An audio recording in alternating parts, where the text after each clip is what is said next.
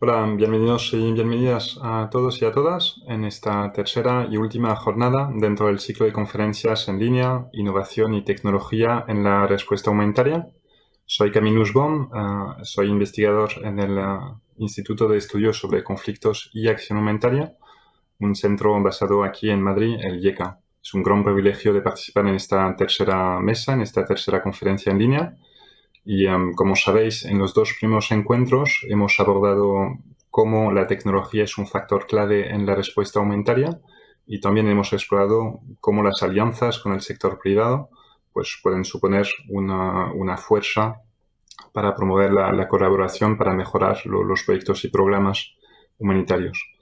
Hoy nos vamos a centrar en otra cuestión que conecta con todo esto, que es cómo la tecnología está gestionada y percibida en un entorno de trabajo para los humanitarios, que es el trabajo con los refugiados y las refugiadas. Vamos a tratar específicamente las consideraciones éticas, ver cómo el desarrollo, el uso de la tecnología se plantea de acuerdo a las cuestiones éticas. Evidentemente, lo que nos interesa es ver cómo la tecnología supone una gran oportunidad para producir grandes cambios, un gran impacto. El lema de este ciclo, como sabéis, es Big Change, Big Change. Ahora vamos a empezar con una sesión de apertura. Let's start with the opening session, and we'll connect with Rotterdam with you, Stuart Campo. You are the team lead for the data responsibility of the United Nations Office for the Coordination of Human Action, UNOCHA, and you supervise the effort to advance the safe, ethical, and efficient management of data. Yeah. Sure. Loud and clear. And yeah. Yo no os puedo escuchar, sin embargo, pero me imagino que todo va bien y que me escucháis.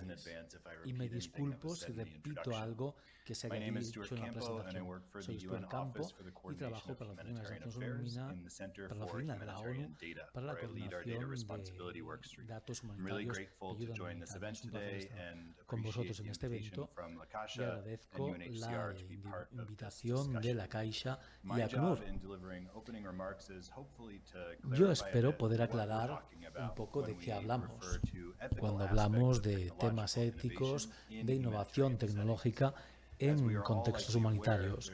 Como probablemente sepamos, ha habido un aumento enorme en el uso de la tecnología y datos en la respuesta humanitaria en los últimos 10 años. Y en los últimos años hemos visto más atención a los aspectos éticos de este trabajo.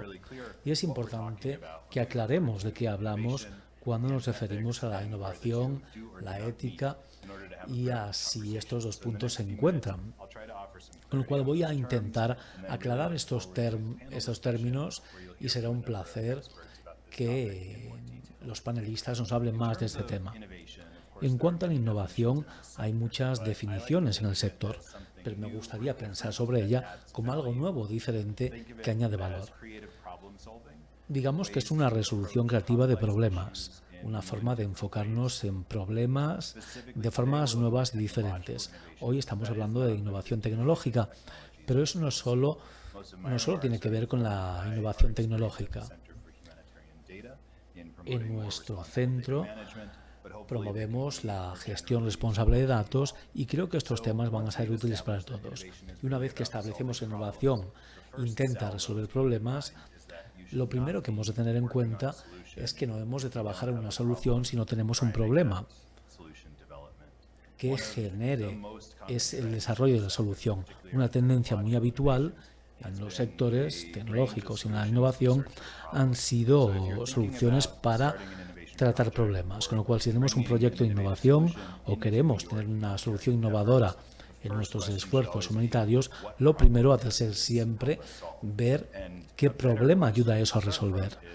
Y también podemos hablar de la siguiente pregunta: ¿qué problemas queremos resolver y cómo podemos hacerlo de una forma novedosa? Eso debería de ser el punto de partida para la innovación.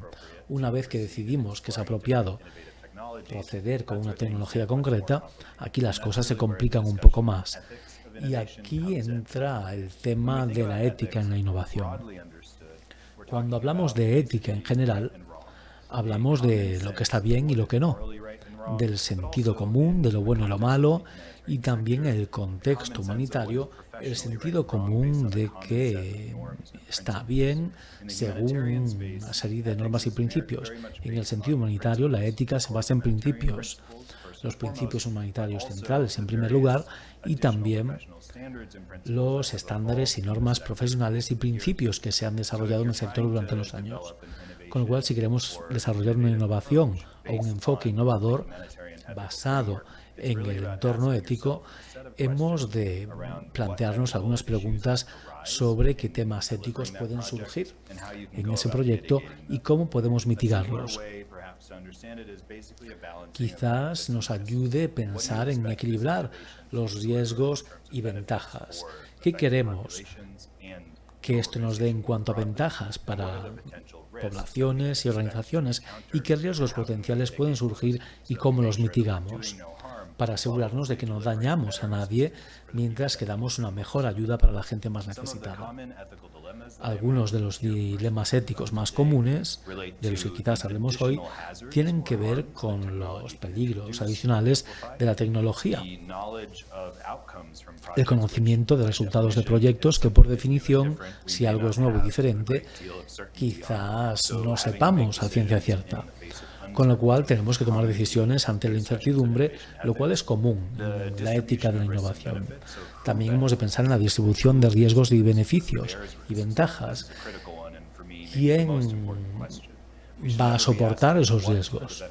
No hemos de preguntar simplemente cuáles son los riesgos y ventajas, sino quién se beneficia del proyecto y quién se arriesga o quién soporta el riesgo. Y por último, ¿en qué medida podemos hacer que la innovación sea participativa para que no estemos ampliando los desequilibrios de poder o desigualdades, dando solo acceso a una cierta parte de la población? Y para navegar por estos dilemas hay diferentes marcos. Y me gustaría simplemente dar algunas recomendaciones basándonos en nuestra experiencia en el centro y dándoos algunas ideas en las que podéis pensar. La ética debe ser parte del proceso que como organización habéis implementado para desarrollar proyectos generales. El primer paso siempre es establecer un código claro frente al cual se tomen las decisiones. En el sector humanitario debería estar anclado en los principios humanitarios, pero cada organización, según su mandato o su trabajo u otros factores contextuales, han de definir cuál es el código ético, el código de conducta. Una vez hecho esto, hemos de asegurarnos de tener procesos, herramientas y capacidades para deliberar sobre dilemas éticos. Y no hay respuestas obvias. Hemos de empoderar al personal humanitario en las diferentes etapas del proyecto para identificar, lidiar y resolver los dilemas éticos. Y esto es esencial. Y hay una laguna en el sector en cuanto a la experiencia y las capacidades para tratar estos temas éticos que aportan las formas novedosas o innovadoras de trabajar. Por otra parte, hemos de introducir las llamadas auditorías éticas. Es un concepto que hemos tomado de un colaborador que hace auditoría algorítmica, y Cathy O'Neil, en este caso, habla de cómo esas auditorías éticas nos ayudan a entender, frente al estándar o la norma, si el proyecto presenta riesgos éticos y en qué sentido pueden reducirse o maximizarse. Sé que vais a escuchar ejemplos muy interesantes de proyectos y quizás pueda resumir para que podamos entender que los aspectos éticos siguen evolucionando. En primer lugar, si iniciamos un proyecto innovador, hemos de tener un proyecto claro que resolvamos, no al revés. Primero empezamos con el problema y luego buscamos la solución, no al revés. En segundo lugar, hemos de establecer un código de conducta concreto en innovación y también anclado en los principios humanitarios, algo que todo el mundo conoce y con lo que puede vincularse. Hemos de apoyar al personal introduciendo procedimientos claros, éticos, y los dilemas éticos han de debatirse y resolverse. Las auditorías éticas han de ser una práctica estándar de la cual podemos aprender y hemos de ver a posteriori qué ha ido bien, qué no y qué puede mejorarse a futuro. Será un placer escucharles todo el debate y espero que estas notas os ayuden a pensar más claramente sobre los aspectos éticos de la innovación en el sector humanitario. Gracias.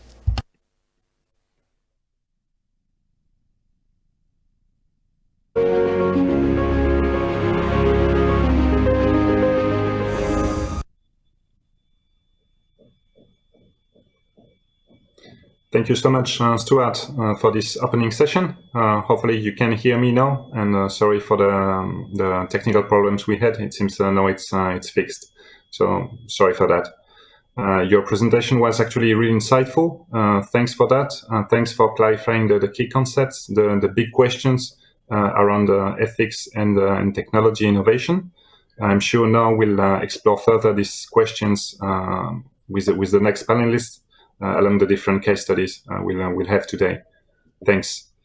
Después de esta presentación inicial, vamos a empezar ahora con las presentaciones de los diferentes panelistas de este evento en línea. En esta última jornada nos vamos a centrar, como hemos dicho, en los aspectos éticos. Queremos destacar, viendo esa relación entre tecnología e innovación en el contexto humanitario, queremos destacar que, evidentemente, la tecnología no es nada si no miramos el factor humano. La tecnología siempre va con un propósito, como nos decía Stuart, y tenemos que analizar ese factor humano y todas las consecuencias éticas que están alrededor de esto para que el uso sea correcto y adecuado. Sobre todo cuando hablamos de contextos muy complicados, por definición, la acción humanitaria se da en conflictos armados, en contextos de desplazamientos o en contextos de desastres naturales. Entonces, en estos contextos muy complicados, las cuestiones éticas pues, son muy importantes. En esta sesión de hoy nos vamos a centrar entonces en esos aspectos éticos de la innovación tecnológica aplicada a la respuesta humanitaria. Antes de empezar, algunas preguntas sobre el formato de la sesión. Si ya habéis participado en las dos sesiones anteriores, las dos últimas semanas, ya sabréis un poco cómo funciona. Vamos a invitar ahora a varios panelistas que se van a conectar desde distintos lugares en el mundo para compartir algunos casos de estudio muy interesantes. Después de estos, tendremos un debate entre los panelistas para profundizar algunas cuestiones y al final queremos abrir la discusión con vosotros y vosotras que estáis ahí viéndonos, escuchándonos a través de la plataforma, y es por eso que existe un módulo de preguntas dentro de la plataforma a través del cual podéis enviar vuestros comentarios, vuestras preguntas, especificando si lo veis oportuno a qué panelista queréis preguntar ese asunto. Entonces, no dudéis a lo largo de las presentaciones a tomar notas y a enviarnos vuestras preguntas. Como decíamos, al final hemos reservado un tiempo para que esto sea participativo y que podamos escuchar vuestras preguntas y comentarlas. También sabéis que a través de la plataforma tenemos un módulo one-to-one que permite, si lo deseáis, os podéis quedar conectados y conectadas después del evento y podéis entrar en contacto con los panelistas, incluso hablar con ellos para profundizar algunas de las cuestiones de interés. Entonces, no dudéis en utilizar esta herramienta si queréis aprovechar esta oportunidad. También comentar, esto es un evento que queremos compartir a través de las redes sociales. Si vais a comentar a través de Twitter, Facebook o LinkedIn, otras redes, pues estamos utilizando con todo el equipo esa palabra clave, hashtag #MomBigChange. Mom es el nombre, como sabéis, de este proyecto que nos interesa hoy.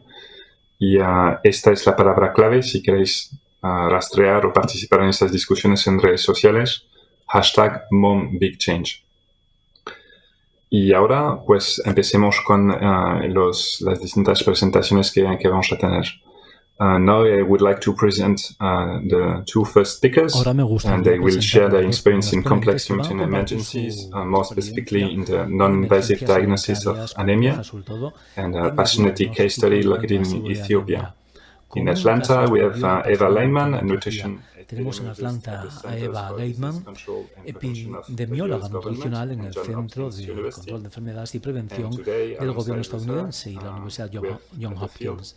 Y con in ella, the en el field, campo, we have Dorothy tenemos a Gadhawa, Dorothy nutrition Gadhawa officer en at the Etiopía, UNHCR que es Ethiopia. nutricionista para ACNUR Welcome to both Etiopía. of you. It's a really great Bienvenidas a pleasure ambas. Es to un have placer you teneros hoy online aquí. today with us. Hi, Eva. Hola, Eva.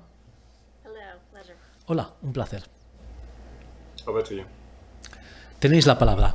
Okay, Gracias. thank you. I'm Dorothy. I'll be starting. Yo soy Dorothy y voy a empezar la presentación. Thank you all for this Y gracias por darnos esta oportunidad para presentaros las consideraciones éticas y oportunidades en, en el diagnóstico no invasivo de la anemia. Eva ya ha sido presentada y ella hablará de una tecnología, mientras que yo hablaré del contexto del problema de la anemia en Etiopía.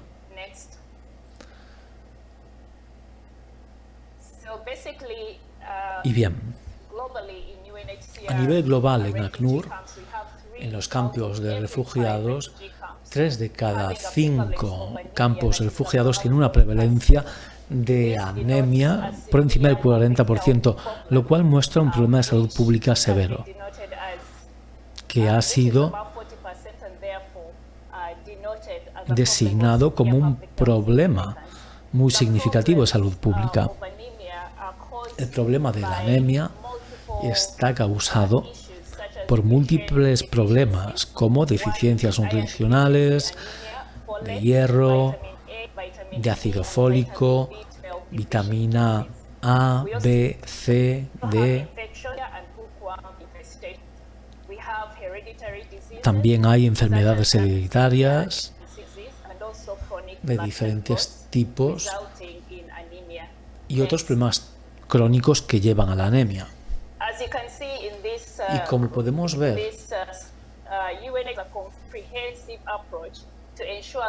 en esta gráfica, ACNUR tiene un enfoque global para tratar la anemia, entre otras enfermedades. Aquí se centran en desnutrición aguda y desnutrición crónica, y aquí vemos en amarillo aquellos países que han hecho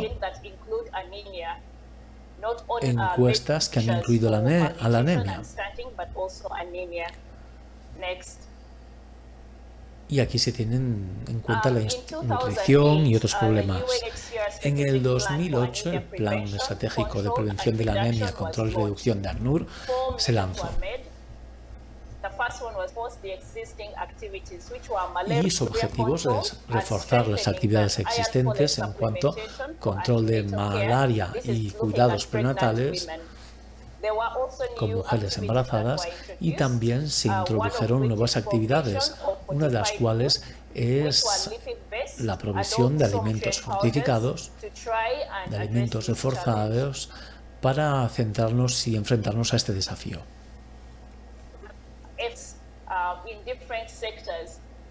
Y también se hacen esfuerzos en diferentes temas para tratar la anemia y se aumenta la capacidad para medir resultados de todos los esfuerzos empleados. Y aquí en la gráfica podemos ver varias cosas.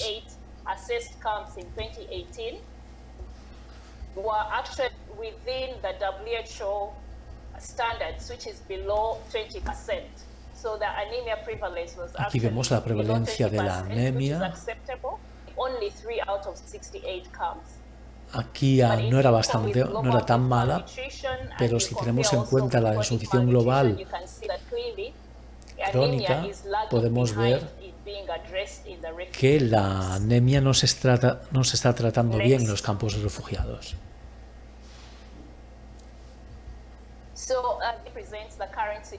Y aquí tenemos la situación actual en el área de estudio, en Gambela, en Etiopía, donde vienen los refugiados de Sudán del Sur.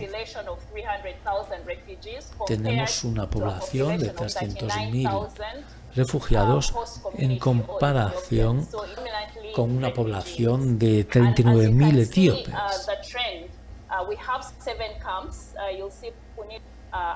Tenemos 7 cambios, como vemos aquí, y los estudios realizados en estos 3 años muestran que la prevalencia de la anemia ha sido alta siempre. Los resultados más recientes muestran que todos los campos tienen una anemia por encima del 40%, un umbral crítico.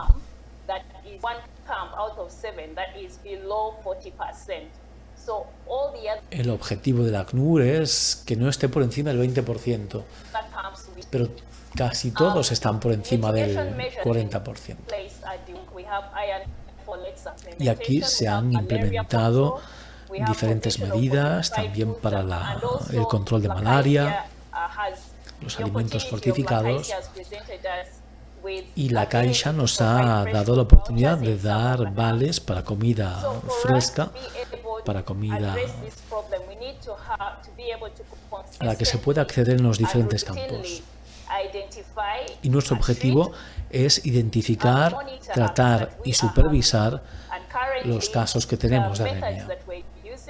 Y los métodos utilizados actualmente son invasivos, por ello queremos explorar tecnologías no invasivas que permitan hacer una evaluación apropiada de la población. Y ahora cederé la palabra a Eva Leitman para que nos hable de esa tecnología. Muchas gracias. Gracias, Dorothy.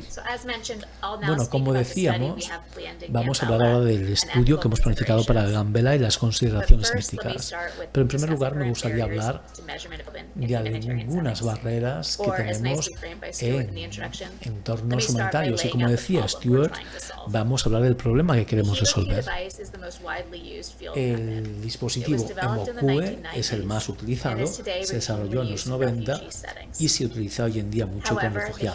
Sin embargo, el EMOQUE necesita microcubetas específicas y controles que no están disponibles localmente en la mayoría de los países con campos de refugiados, con lo cual hay a menudo rupturas de stock, y también el dispositivo necesita una muestra de sangre capilar que a veces los niños no quieren dar. Y en las encuestas realizadas vemos que muy pocos campos tienen mediciones de hemoglobina como parte de los programas de nutrición. Y el filtrado se hace con las personas más vulnerables, a menudo niños muy pequeños. En otros grupos este filtrado es muy poco común. Y aquí vemos la hemoglobina medida con diferentes dispositivos. En la izquierda el EMOQUE, que hemos mencionado antes, utilizado en entornos humanitarios habitualmente, y a la derecha tenemos el nuevo dispositivo, el RAD67, que mide la oximetría de pulso. Y aquí examinamos diferentes principios. Las tecnologías son diferentes y el RAD67 tiene una tecnología espectrofotométrica que mide otros valores en la sangre arterial. Y simplemente con una muestra en el dedo se obtienen estos valores. Está aprobado para su utilización en los Estados Unidos y la Unión Europea, pero estos oxímetros de pulso no suelen utilizarse en campos de refugiados. Y el estudio propuesto en Etiopía incluye 2 fases. La primera quiere desarrollar la exactitud del dispositivo y la segunda quiere evaluar la precisión. con las mediciones clave. En la primera fase, la hemoglobina se mide en diferentes niños en unidades ambulatorias y aquí HemoQ y RAD67 se comparan con un patrón oro. Y esto nos permite medir la exactitud. En la segunda fase, la hemoglobina se mide en una muestra representativa de niños y mujeres embarazadas, mujeres no embarazadas. Y en la segunda fase se toman dos mediciones. Comparando la primera y la segunda medición con el mismo dispositivo, en el mismo niño podemos evaluar la precisión de los resultados. Y al diseñar cualquier investigación, uno ha de tener en cuenta la ética médica, que es un elemento importantísimo cuando hablamos de personas vulnerables como estas. En este caso, niños, sobre todo niños refugiados. Todos los principios son relevantes, pero hay dos en los que nos vamos a centrar hoy en día para este estudio, que tienen que ver con la autonomía y los derechos humanos.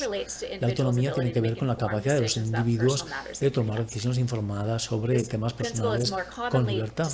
Este principio suele debatirse en condiciones que comprometen la autonomía como la demencia. Y aquí ACNUR es investigador en esta investigación y también es responsable del bienestar de la población.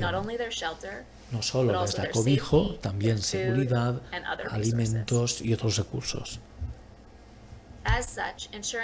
Como tal, asegurar que la población puede dar un consentimiento informado y que entiende la investigación y que se siente empoderada para rechazar la investigación también. Esto es esencial.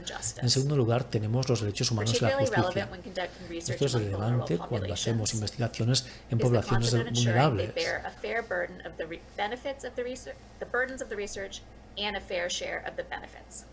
Aunque los sujetos sientan la carga de la investigación, también han de sentir los beneficios y ventajas de la misma.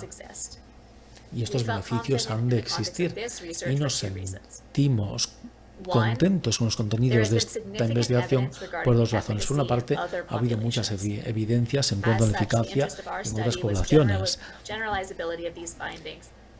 y nosotros queremos generalizar estos hallazgos teniendo en cuenta los riesgos específicos de los refugiados. En segundo lugar, hay un plan implementado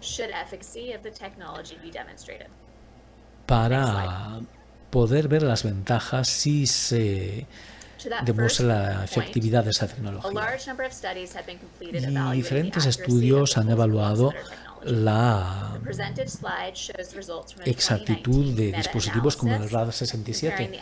Aquí vemos los datos de un metaanálisis del 2019 comparado los resultados de dos dispositivos, el RAD7 y el Pronto 7. Se han hecho diferentes estudios, pero muy pocos han incluido a niños. Y esos están en casillas cuadradas. Y casi todos los estudios se hicieron en entornos de ingresos altos, muy pocos en contextos de ingresos bajos, solo uno en Ruanda. En este caso se necesitaron más investigaciones para poder justificar y establecer la eficacia en el contexto de diferentes poblaciones con diferentes desafíos. Y es importante también que informemos sobre los desarrollos futuros. Sobre todo, como comentábamos antes, hemos de equilibrar las ventajas con los peligros. En cuanto a las ventajas, el dispositivo podría utilizarse de tres formas, aisladas o combinadas. En primer lugar, puede utilizarse para aumentar la cobertura y calidad de programas existentes para poblaciones actualmente cubiertas. Por ejemplo, si hay programas que miden la hemoglobina en ciertas poblaciones, pues esto sobre todo en niños y mujeres no embarazadas. Por otra parte, el dispositivo puede utilizarse para expandir nuevas actividades a los mismos grupos objetivo. Los grupos suelen ser pequeños y estas técnicas no invasivas podrían llevarse a cabo en casas o como parte de programas de distribución alimentaria. Y también podrían identificar a niños más pronto con anemia. En tercer lugar, el dispositivo podría utilizarse para cubrir a nuevos grupos objetivo, por ejemplo, niños en edad escolar. Sin embargo, estos beneficios o ventajas han de considerarse con los peligros que se están evaluando y se van a seguir evaluando. Podemos ver que la sensibilidad del dispositivo es menor y quizás no muestra a niños anémicos como tales.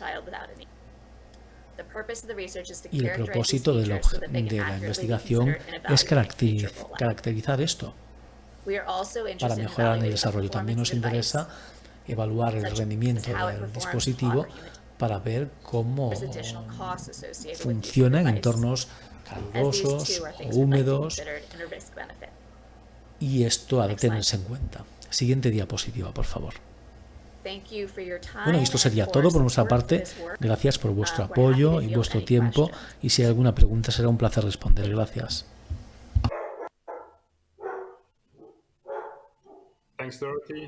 Muchas gracias, Dorothy y Eva. Ha sido una presentación fantástica y me parece que esta tecnología es muy interesante. Creo que se trata de soluciones muy interesantes y muy útiles a nivel de campo. Y desde la perspectiva científica agradezco vuestra contribución y os doy las gracias. Luego hablaremos en el debate. La ponente está basada en Madrid, es Laura Media Aldea y es investigadora en el área de nutrición y salud de acción contra el hambre, y es también colaboradora del grupo de investigación EPINET de la Universidad Complutense de Madrid. Con Laura vamos a ver un proyecto, un estudio de caso, que es una aplicación para utilizar con teléfonos y dispositivos móviles. Es la Severe Acute Malnutrition Photo Diagnosis App.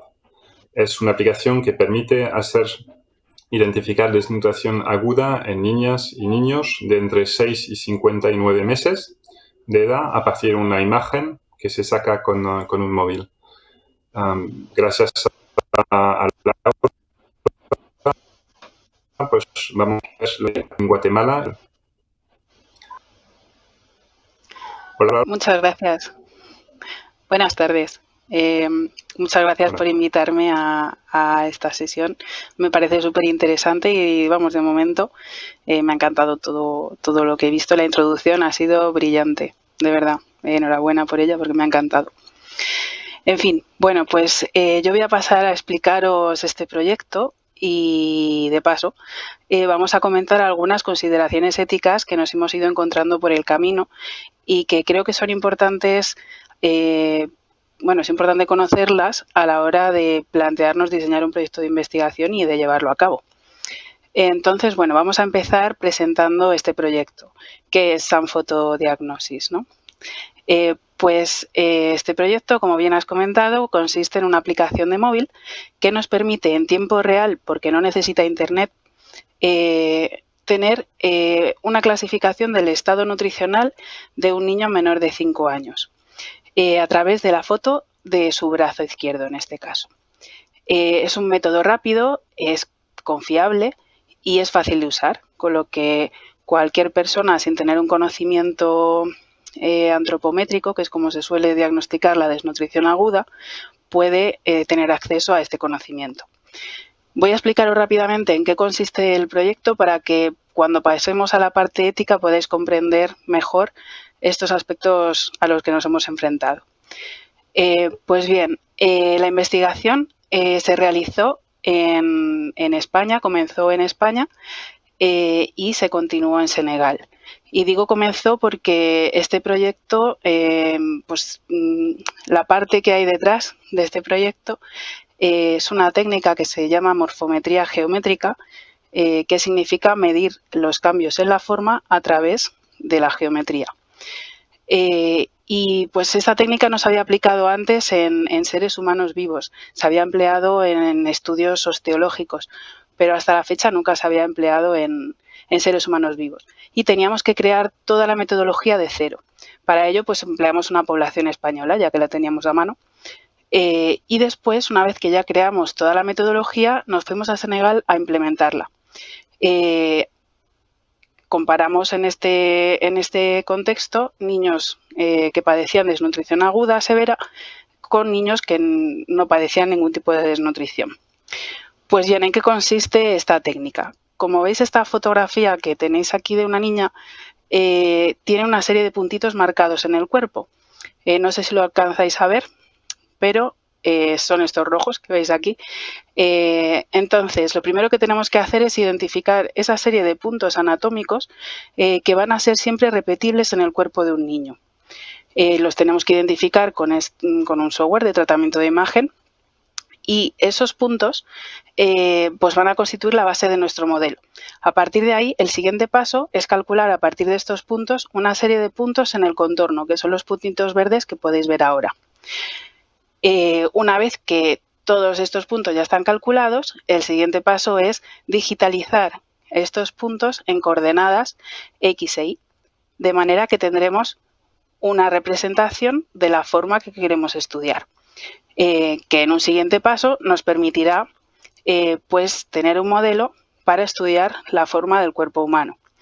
En nuestro caso, esta metodología, que ya la tenemos publicada, la empleamos para estudiar distintas muestras de niños senegaleses que padecían desnutrición aguda y que no la padecían. En una publicación que estamos trabajando ahora, que va a salir en muy breve, publicamos también la evidencia que hemos generado de que esta técnica nos ha permitido clasificar correctamente la desnutrición y que ha sido el brazo izquierdo la región del cuerpo que mejores resultados ha presentado. Es por ello que este brazo izquierdo es la región del cuerpo que hemos seleccionado para construir nuestra aplicación Sanfoto, que es el siguiente paso. Y que fue todo un reto, porque, como os he dicho, todo esto era muy nuevo y hasta este momento no se había creado nada similar. Entonces, bueno, os enseño un poquito cómo funciona Sanfoto. Lo primero que tenemos que hacer, pues como en cualquier aplicación, pues es loguearnos, ¿no? Una vez que ya nos logueamos, y queremos hacer un nuevo caso, nos sale un pequeño cuestionario a través del cual podremos codificar la información, porque por la privacidad de los datos que debemos siempre mantener, no podemos poner el nombre y apellidos del niño que vamos a fotografiar. Entonces, pues recogemos una serie de datos que nos van a permitir crear un código automático del caso. El siguiente paso es realizar la foto del brazo del menor que queremos estudiar. Entonces tenemos que emplazarlo en esa especie de template de plantilla verde que veis. Pues emplazamos el brazo. Cuando ya lo tenemos emplazado, le damos al botón siguiente y obtenemos el resultado de su estado nutricional, porque ya todos los algoritmos de clasificación están integrados en la aplicación. Aquí os he puesto un 75%, pero realmente lo que ve el usuario pues es el típico código de color verde, amarillo, rojo, ¿no? de si el niño está desnutrido, en riesgo o no. Entonces, pues bueno, pues esta es la aplicación Sanfoto. Y un aspecto muy importante que tenemos que tener en cuenta, que es el siguiente aspecto, es que la aplicación Sanfoto está correlacionada con los indicadores que actualmente se emplean para diagnosticar la desnutrición aguda, que como os he dicho antes son indicadores antropométricos y son la circunferencia media del brazo, el MUAC, y la relación peso para la talla. Entonces, creemos que nuestra herramienta va a ser muy útil a nivel de terreno, puesto que estas medidas, pues si se toman en un centro de salud, bien, pero si las tenemos que tomar a nivel comunitario, muchas veces nos encontramos con que no disponemos del material necesario o con que no disponemos de personal formado para tomar estas medidas. Y sin embargo, esta aplicación nos permitirá poder identificar a estos niños desnutridos y enviarlos al centro de salud correspondiente, donde ya le tomarán estas medidas y se identificarán, o sea, podrán optar a un tratamiento. Entonces, la parte positiva de esta aplicación es que un niño que, según la aplicación, esté identificado como desnutrido, cuando acuda al centro de salud, será identificado igualmente como desnutrido, bien por el indicador del MUAC o bien por el del peso talla. Bueno, pues a continuación os voy a explicar brevemente en qué punto nos encontramos. Actualmente ya hemos desarrollado esta aplicación, como os he explicado, y la estamos validando en Senegal.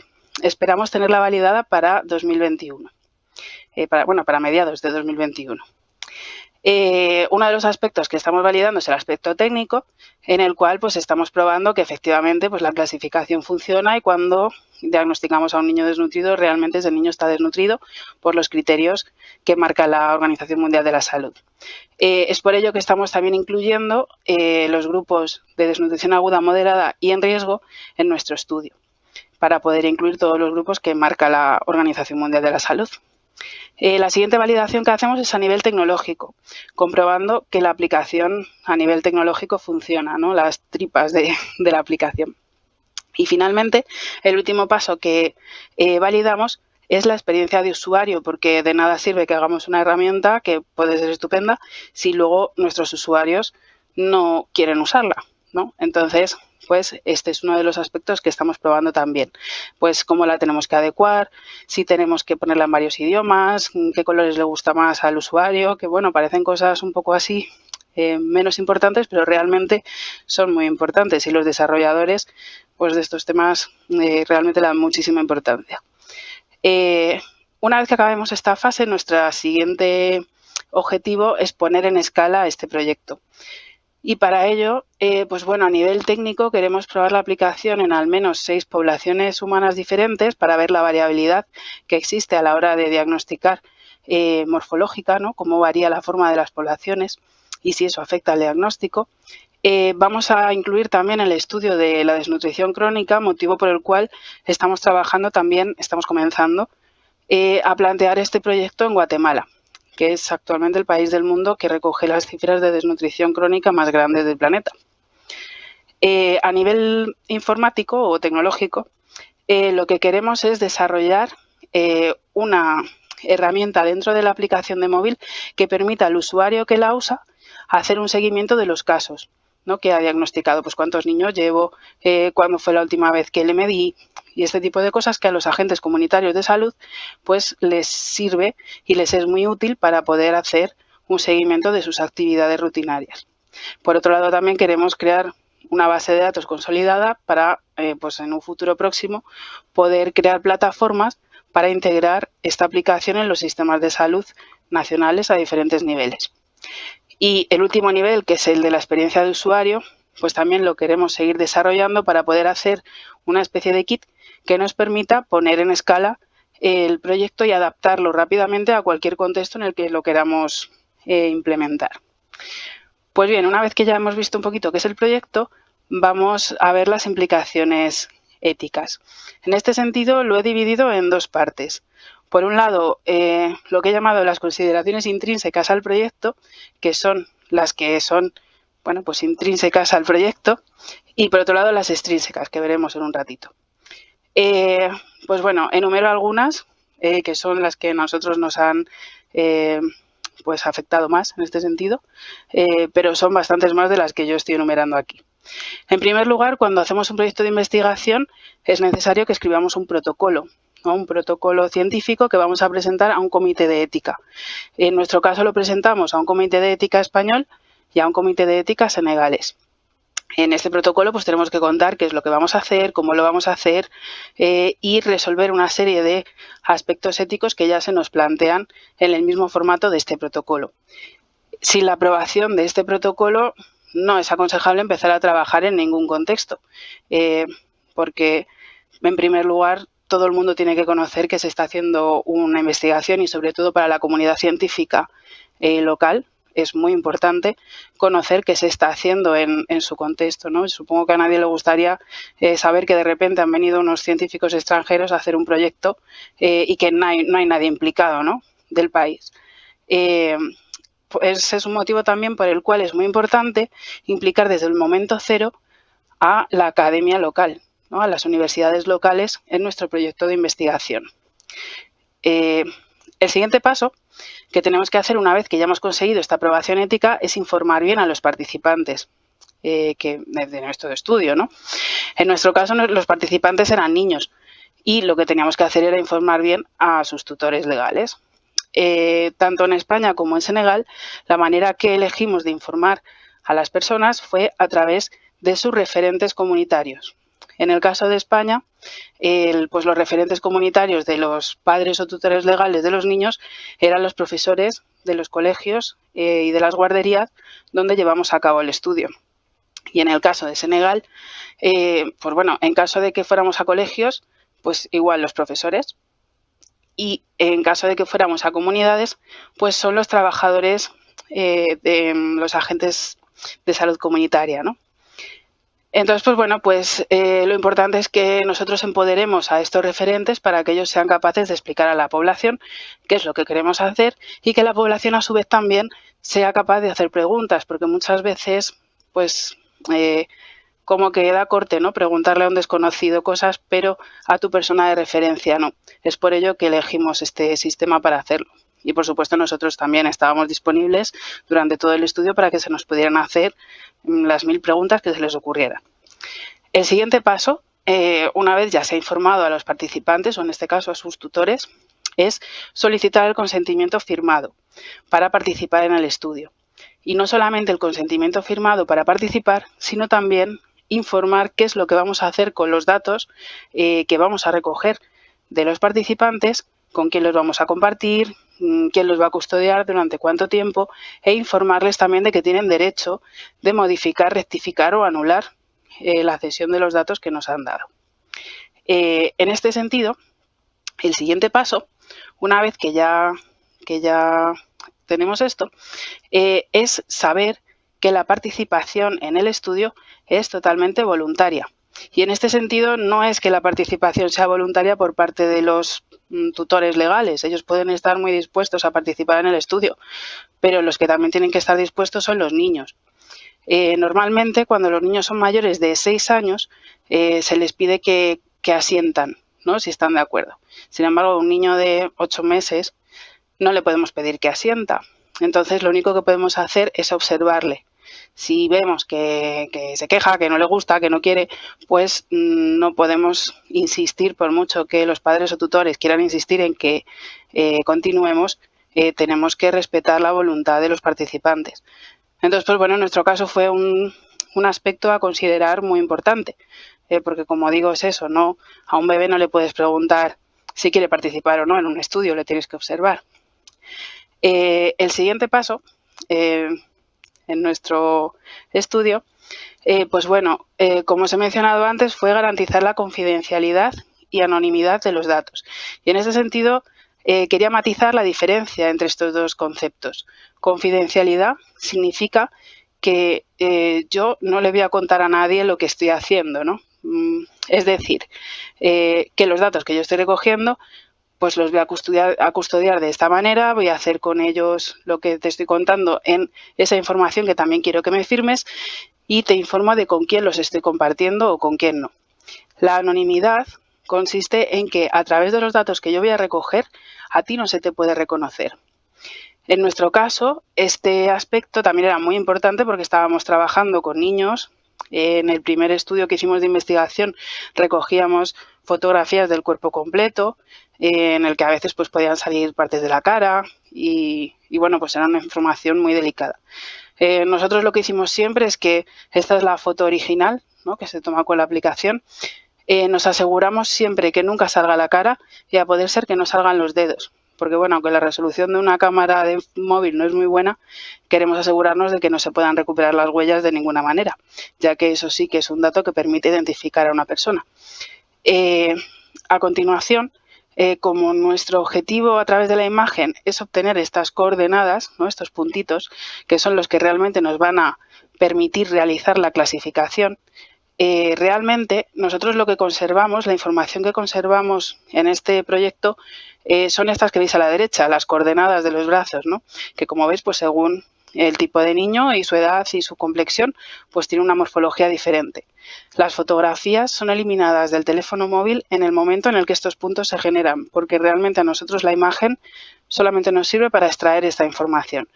Con lo cual, este es un aspecto ético muy importante que siempre tenemos que dar a conocer a todos los usuarios de la aplicación, que ni el usuario de la aplicación, el que la tiene en su móvil, va a poder acceder a imágenes después, ni las imágenes van a ir volando por ahí por internet.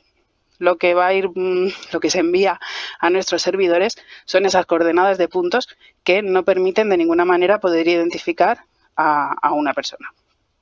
Finalmente, el último aspecto a tener en cuenta fue el feedback que le dábamos a los participantes, puesto que en un proyecto de investigación rara vez el participante tiene un beneficio, pues el proyecto de investigación tiene que buscarse la manera de poder beneficiar al participante, ¿no? Y en nuestro caso, pues lo que decidimos fue dar un reporte nutricional a las familias de los niños que habían participado en nuestro estudio.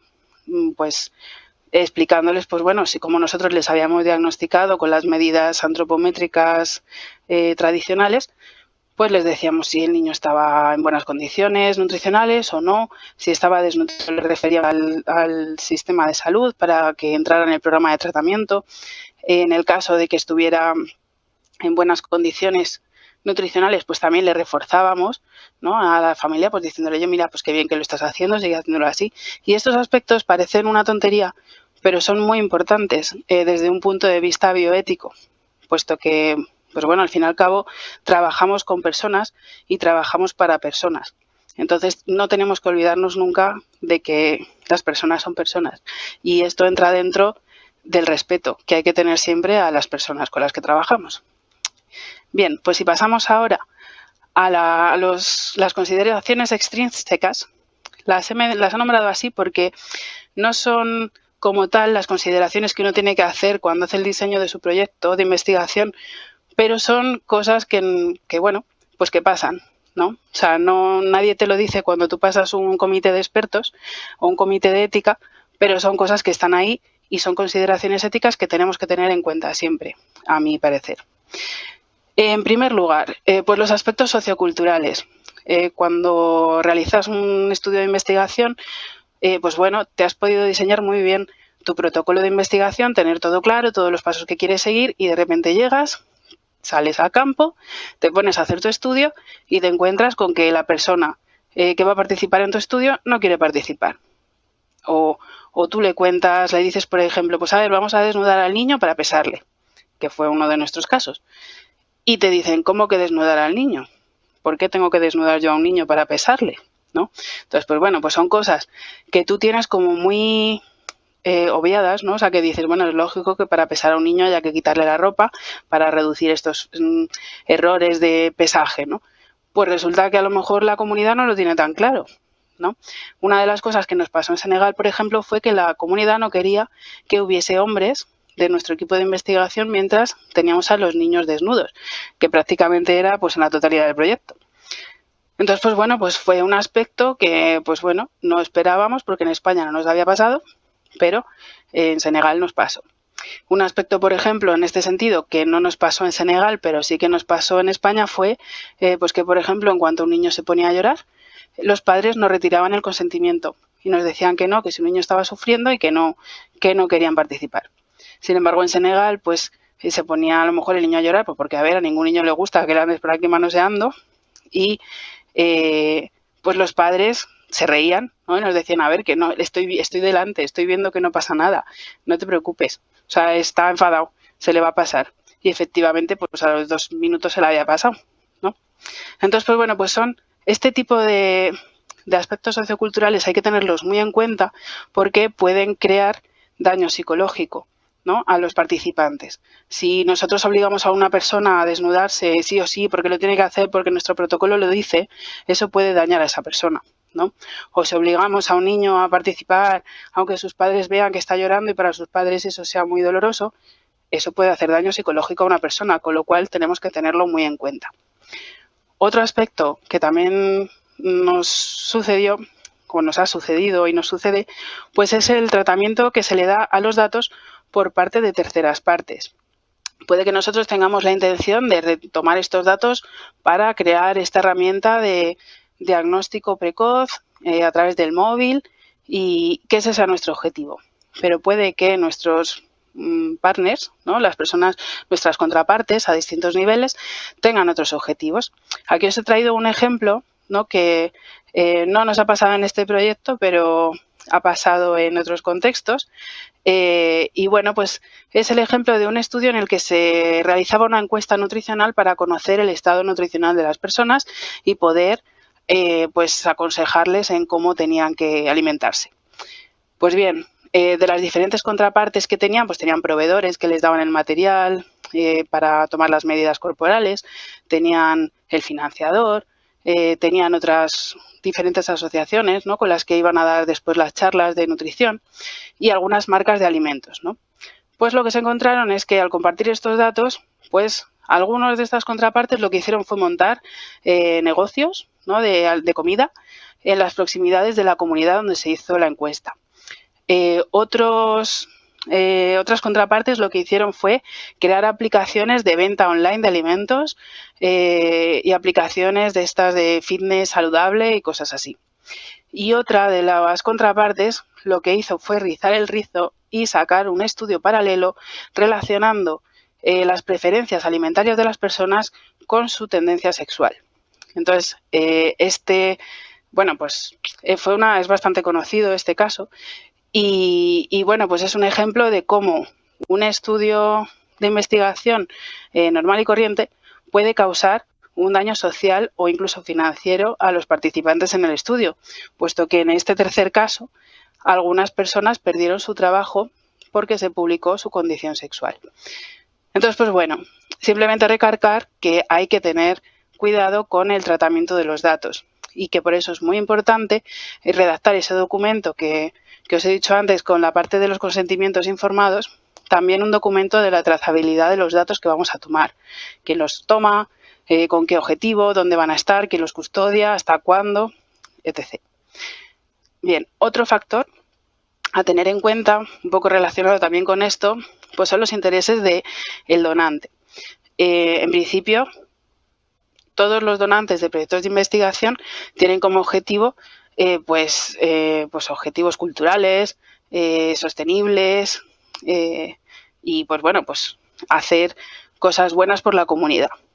Sin embargo, siempre hay que tener muy clara la letra pequeña, porque hay muchas veces, sobre todo en relación a este asunto de los datos, ¿no? Que también es una cosa un poco más novedosa, pues bueno, hay veces que el uso que se le quiere o que ellos le pretenden dar a los datos para nosotros es desconocido o no está dentro de nuestros principios como organizaciones humanitarias.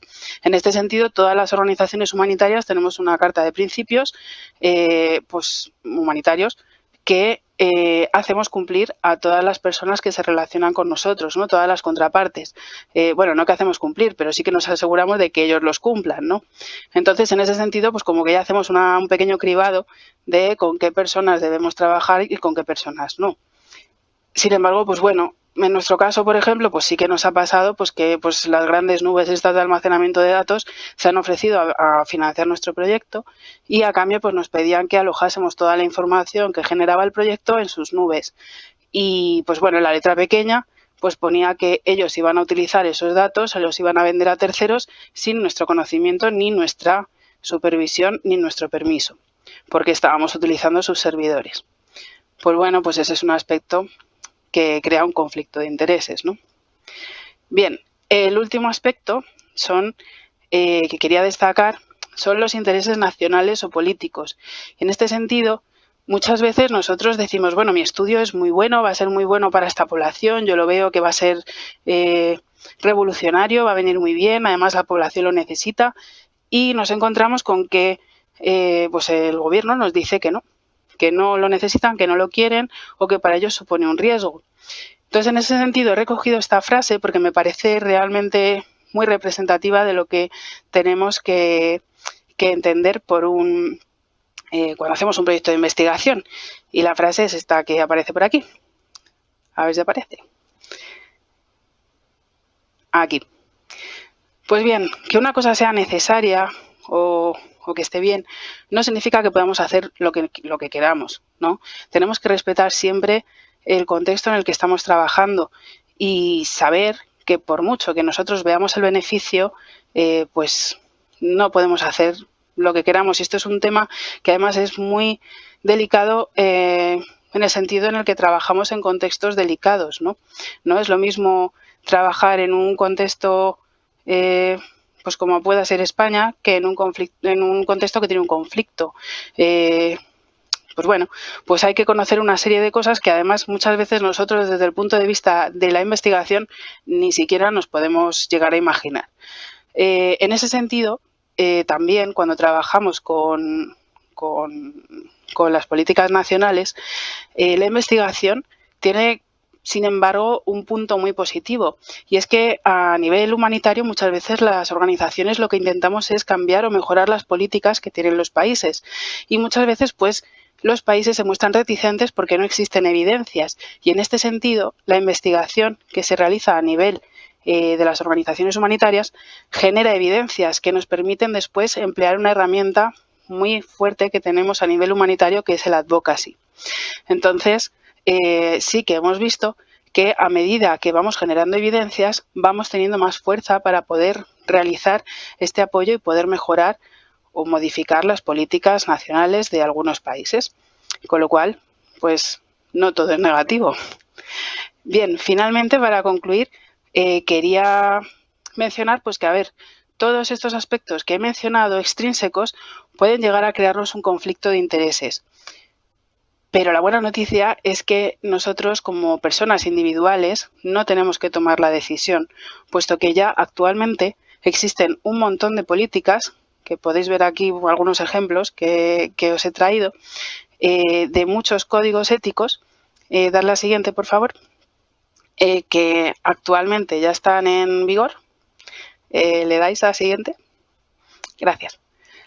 Pues bueno, pues existen un montón de códigos éticos que podemos consultar, y no que podemos, sino que debemos consultar a la hora de formular nuestros protocolos de investigación, de conocer dónde los queremos implementar y de tener en cuenta los contextos sobre los cuales los queremos implementar, con lo cual no es nuestra decisión.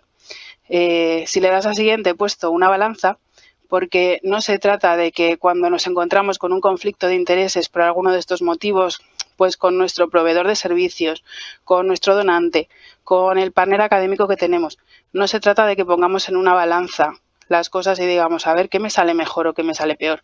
No, está ya todo regulado y lo único que tenemos que hacer es consultar la normativa ética vigente. Para terminar, y a colación de esto último que he dicho, simplemente quería traer un diálogo que se atribuye a Groucho Marx, muy famoso y muy conocido, acerca de qué está una persona dispuesta a hacer por según qué cantidad de dinero, ¿no? En ese diálogo la persona, pues por $1.000.000 está dispuesta a hacer mucho, pero por $1 dice, pero bueno, a lo que en el diálogo se contesta, eso ya ha quedado claro, lo que estamos negociando ahora es el precio. Y bueno, pues hasta aquí mi intervención. Muchísimas gracias y espero que os haya gustado. Muchísimas gracias, Laura. Desde luego era muy completo, muy gráfico y bueno, gracias por tantos detalles y espero que podamos profundizar un poco más en el debate con la mesa luego y bueno, si eso en la sesión posterior con esta herramienta del one-to-one. Dicho esto, vamos a pasar a la última presentación. Antes de eso, solo os quería recordar que podéis plantear vuestras preguntas a los y las ponentes a través del módulo de preguntas de la plataforma. También recordaos que utilizamos la misma palabra clave hashtag #MomBigChange para todo lo que tiene que ver con redes sociales si queréis participar en las discusiones que tenemos en las distintas redes sociales. Y ahora, como decía, nos vamos a Suiza para la última ponencia, que sería con Albert Picado, científico superior en el programa de enfermedades tropicales desatendidas de la Fundación para Nuevos Diagnósticos Innovadores. Albert ha trabajado para desarrollar y valorar herramientas para prevención, diagnóstico y tratamientos de enfermedades tropicales alrededor del mundo. Hoy nos va a hablar sobre un test rápido para la enfermedad del sueño en un estudio de caso que ha desarrollado en Uganda. Hola, Albert. Hola, hello everyone. I'll do the presentation in. Hola, voy a hacer la presentación en inglés si no os importa. Aunque quizás So thank you very much for the preguntas en presentation. español. Thank Gracias you por for la the presentación, organizers gracias for inviting me a los to be organizadores part por of haberme this invitado webinar. a ser parte So de este webinario. I'll be briefly talking about Y voy a hablar brevemente the sleeping sickness and in particular sobre esta enfermedad del or sueño. using sleeping sickness as an example. Y voy a utilizarla como ejemplo de cómo podemos acceder a los diagnósticos y sobre todo en cuanto a las enfermedades tropicales olvidadas y los refugiados con este estudio que hemos hecho en Uganda.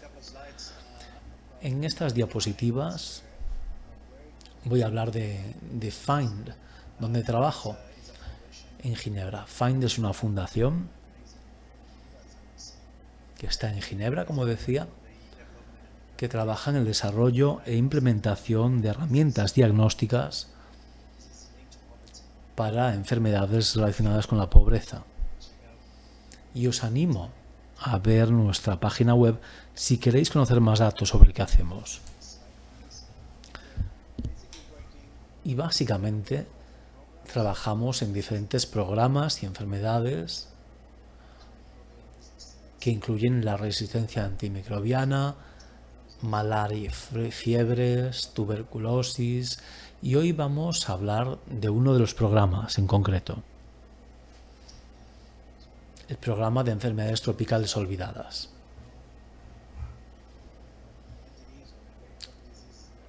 Para quien no sepa qué son las enfermedades tropicales olvidadas, las ETOs, son unas 20 enfermedades muy diversas, pero todas comparten algunos rasgos. Están relacionadas con la pobreza y afectan más a los pobres y más marginados.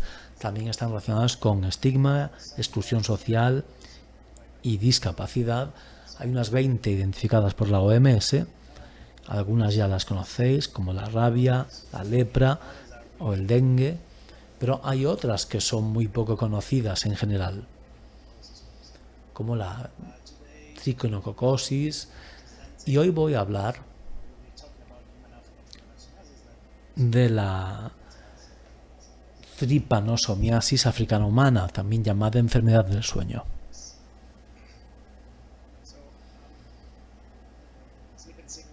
La enfermedad del sueño o la trypanosomiasis africana humana, sin dar demasiados detalles, es una enfermedad parasitaria transmitida por un vector y causada por el trypanosoma bruceigambiense. Está presente en el África subsahariana y los pacientes con esa enfermedad tienen dos etapas.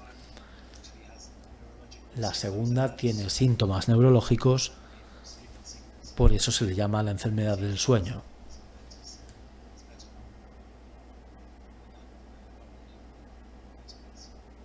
Y este es el nombre por la que más se le conoce, de hecho.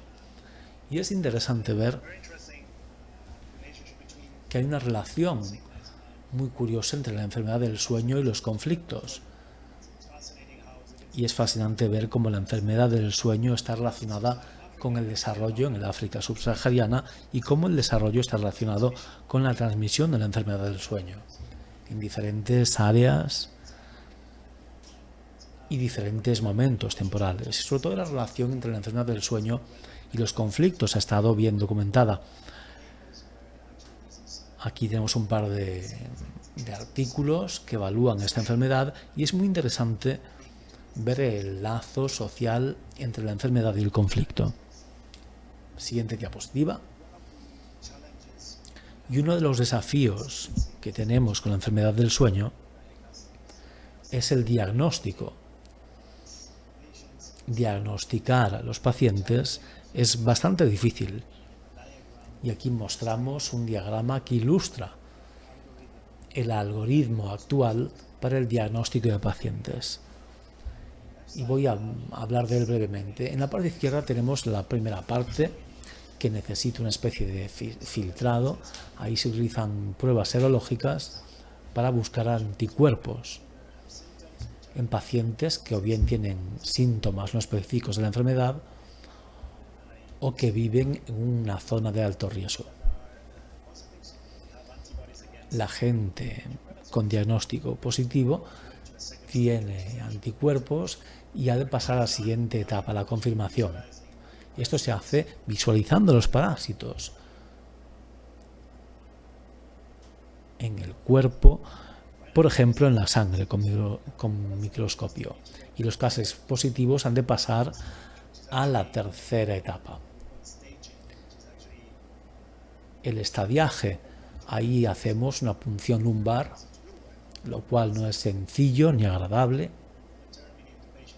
Y eso se hace para determinar si el paciente está en la fase 1 o 2 de la enfermedad, ya que esto condiciona el tratamiento que ha de seguirse.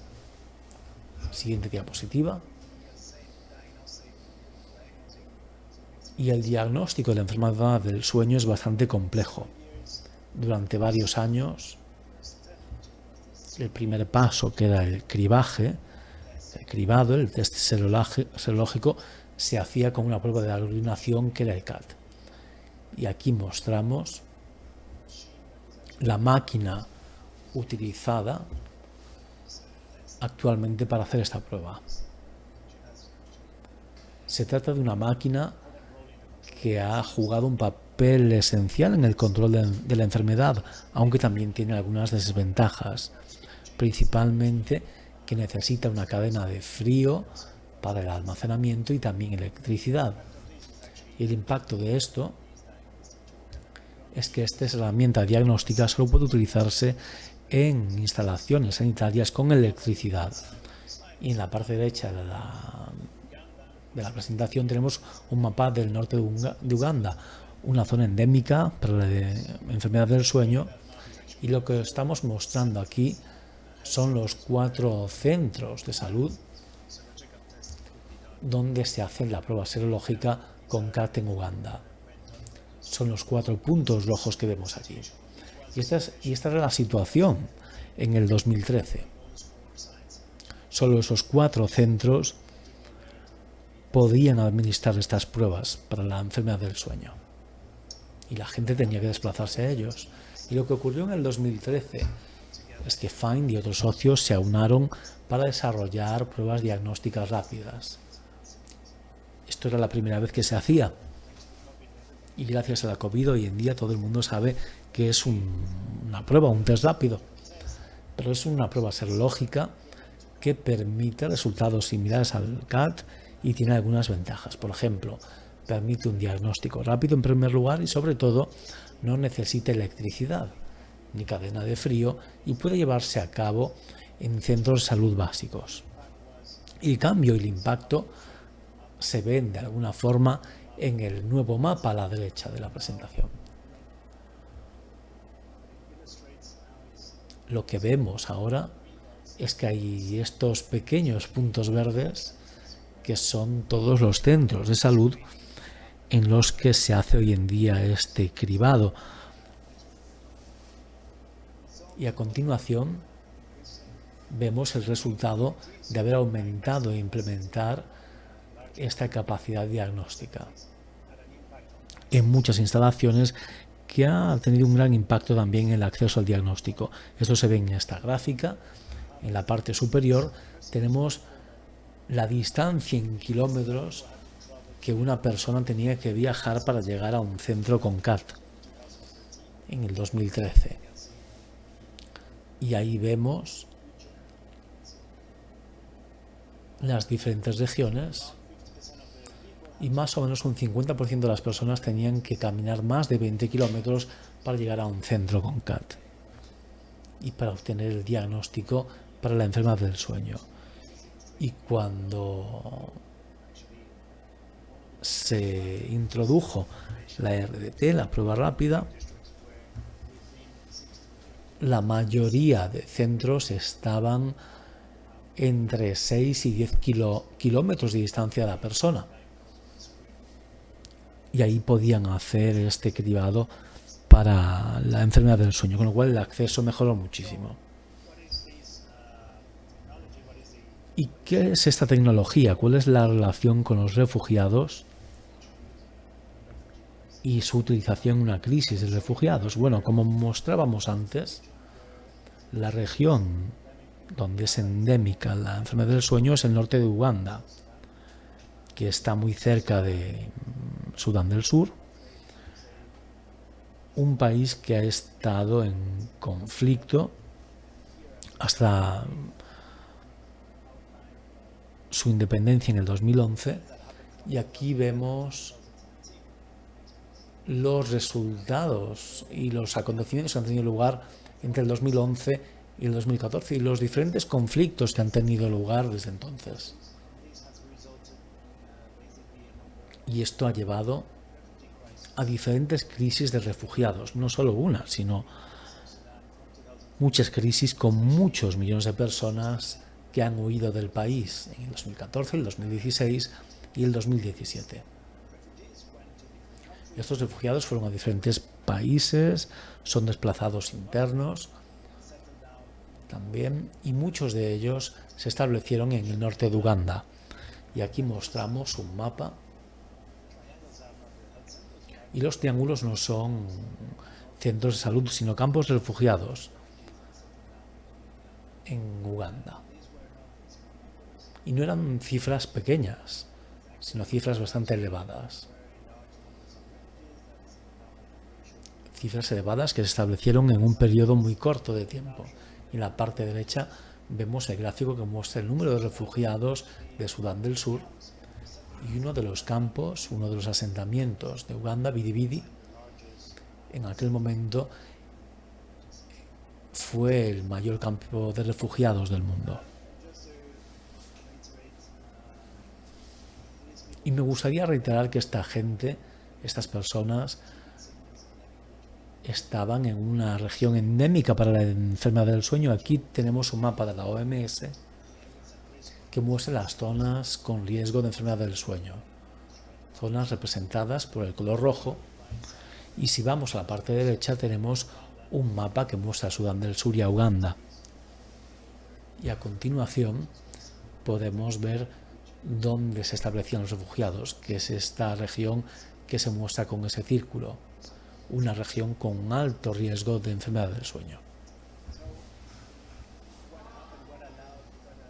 ¿Y qué ocurrió con esta nueva RDT, esta nueva prueba rápida?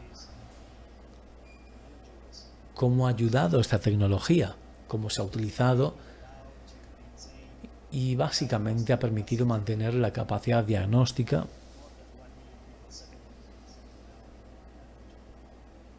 para el más de 1 millón de personas que se había establecido en esa región en pocos meses.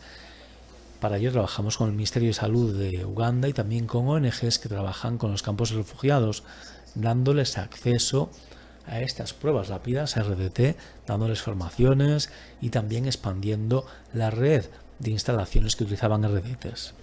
Y esto permitía identificar casos entre refugiados para asegurarse que tenían acceso a este diagnóstico. Y aquí en la parte izquierda tenemos un mapa que muestra 2 casos en el 2017 con refugiados diagnosticados en Uganda, pero que eran de Sudán del Sur. Y la RDT también nos ha permitido mantener una cierta capacidad de diagnóstico y filtrado o cribado en estas zonas de riesgo. Esto a veces se interrumpió debido al conflicto, pero intentamos siempre mantener esta capacidad diagnóstica. Y aquí tenemos un par de conclusiones y de comentarios. Por una parte, las RDTs han permitido mantener el acceso al diagnóstico. Estamos hablando de 2 poblaciones vulnerables. Por una parte los refugiados y por otra parte la gente que sufre esta enfermedad tropical olvidada, que está también relacionada con la pobreza y las poblaciones marginadas. Con lo cual mantener el acceso al diagnóstico es algo que hemos de asegurar. Eso para la enfermedad del sueño. Y en general, cuando hablamos de las enfermedades tropicales olvidadas, es importante que mejoremos el acceso a los cuidados por parte de estas comunidades que por definición están marginadas, incluyendo también a los refugiados, que suelen sufrir estas enfermedades más que otras comunidades. Y esto es todo por mi parte. Será un placer recibir preguntas o comentarios, si los hay. Gracias.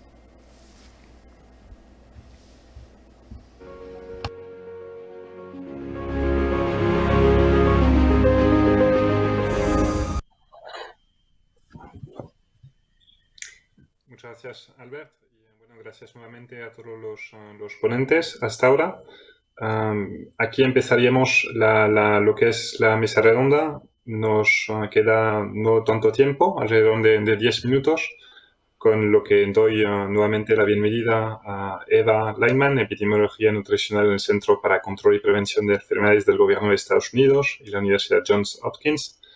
También a Dorothy, con quien contactamos desde el terreno en Etiopía, que es nutricionista de ACNUR en terreno.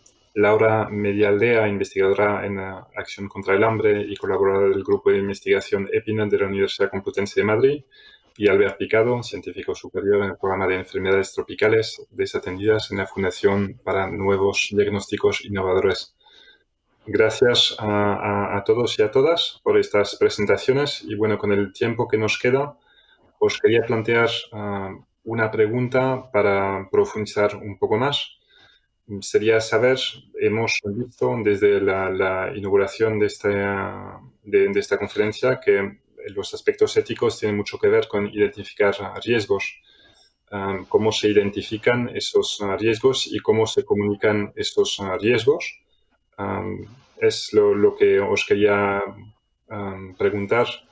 Laura, mencionaste unos códigos éticos que pueden permitir identificar y clarificar algunos de esos riesgos que pueda haber.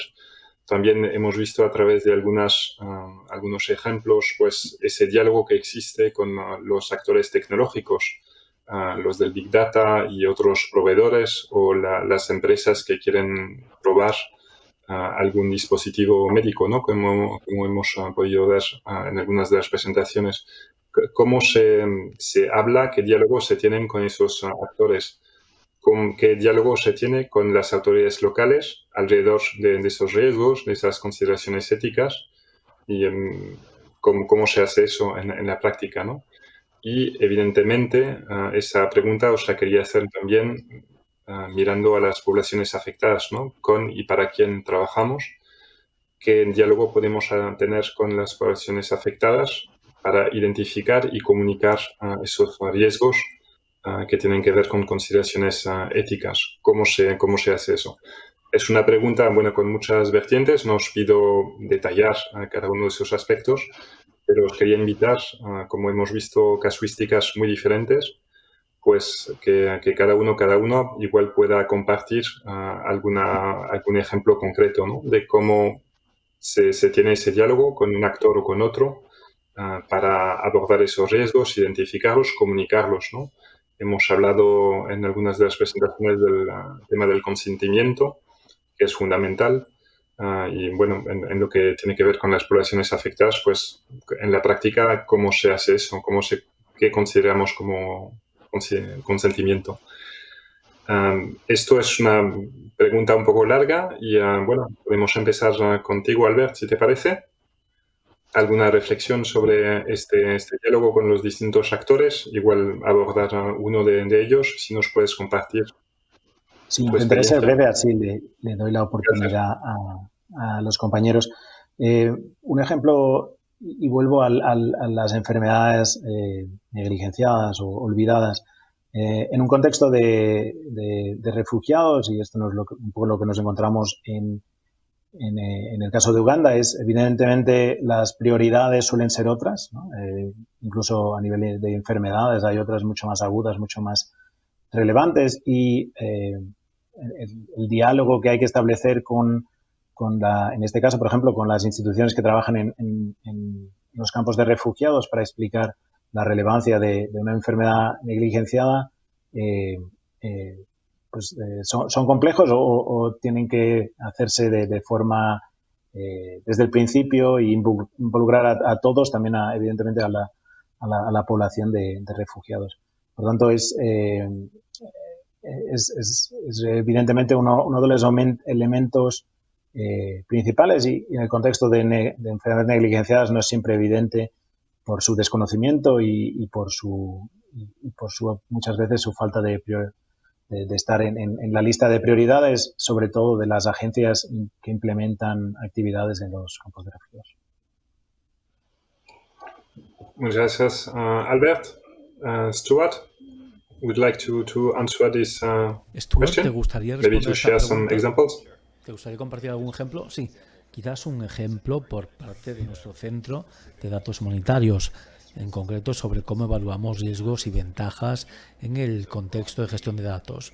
En general, vemos diferentes tipos de evaluaciones que organizaciones, incluyendo ACNUR, llevan a cabo como prácticas estándar.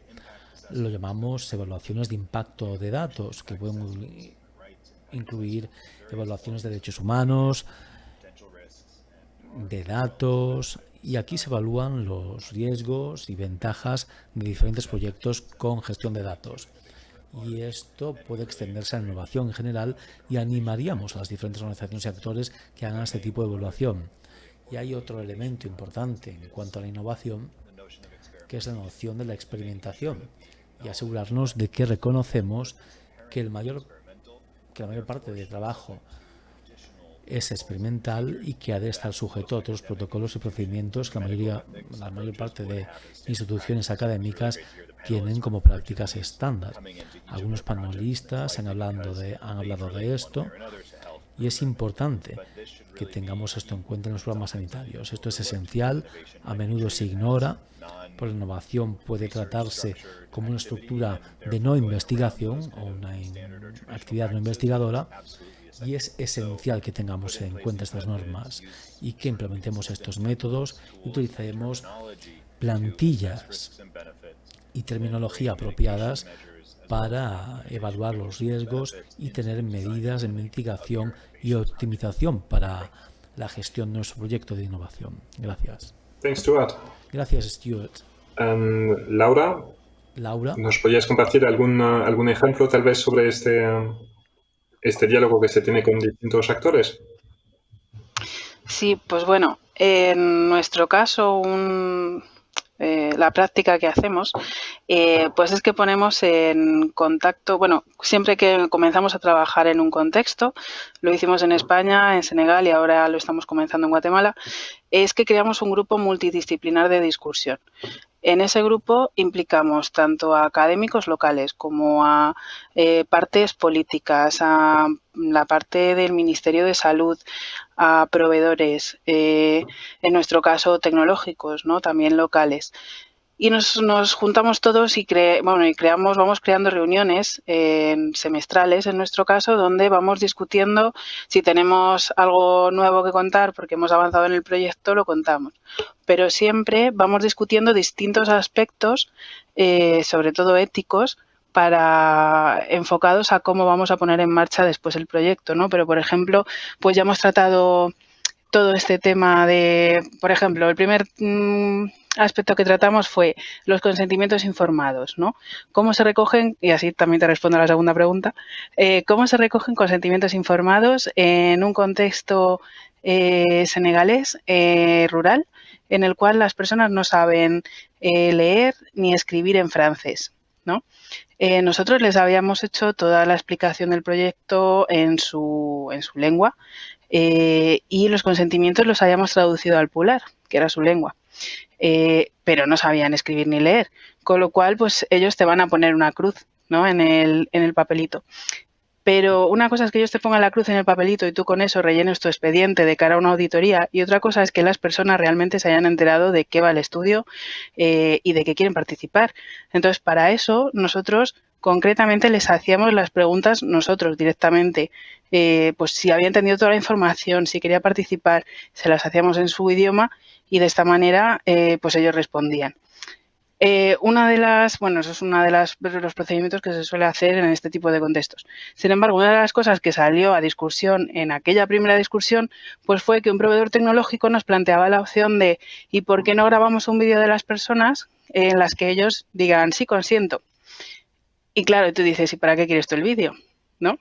Entonces, muchas veces al intentar resolver un aspecto ético, te metes en otro conflicto ético.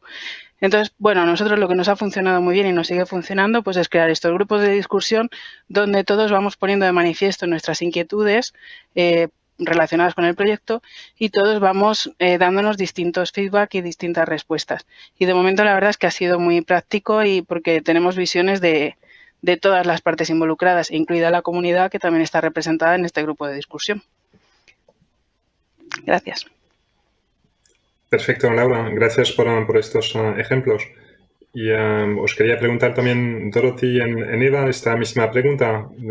¿Os gustaría compartir algún ejemplo de este diálogo con los distintos actores, tal vez tecnológicos, compañías o la población? En tu caso, Dorothy, ¿cómo se habla? Sí. Sí, claro, será un placer.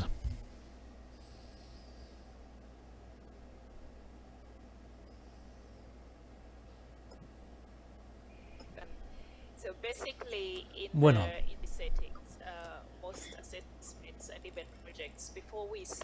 hemos de decir que antes de empezar, nosotros nos aseguramos de que trabajamos con los actores sanitarios, si son un programa sanitario, y explicamos qué es lo que estamos proponiendo.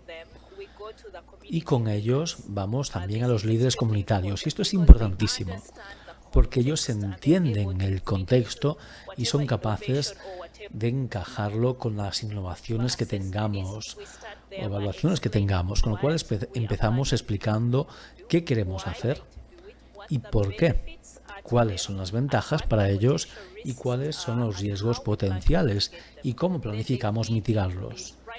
Y luego, esto se hace desde el principio, antes de empezar. Y también cuando hay otras partes interesadas, mujeres, y si tenemos mujeres y hombres, también tenemos que reunirnos con ambas partes, hombres y mujeres, para poder entender qué impacto potencial puede haber en la comunidad. Y entonces sí podemos reprogramar aquello que planificamos. El consentimiento va desde el liderazgo hasta los líderes religiosos, si puede haber un impacto o si pueden ayudarnos en trasladar esta información a las comunidades. Y este acuerdo siempre se busca al principio para que ellos entiendan lo que ocurre y puedan hablar con las comunidades si es necesario para recopilar datos y a nivel comunitario. Cuando recopilamos información en una investigación o una innovación, también en ese punto, antes de recopilar cualquier tipo de información. Y hablamos de por qué estamos allí, por qué recopilamos esa información, por qué queremos llevar a cabo el estudio, y hablamos de las ventajas potenciales, riesgos potenciales, les mostramos qué hacemos y luego les preguntamos si están de acuerdo en que recopilemos la información. Si no están de acuerdo, entonces, por supuesto, les agradecemos y hablamos con la persona siguiente. Y si están de acuerdo en que recopilemos la información, les agradecemos su colaboración y nos aseguramos de que estén cómodos y empezamos a interactuar. Esto es lo que hacemos con el tema del consentimiento. Gracias. Thanks, Dorothy. And maybe Eva from Dorothy. No sé si Eva querría comentar algo por su parte.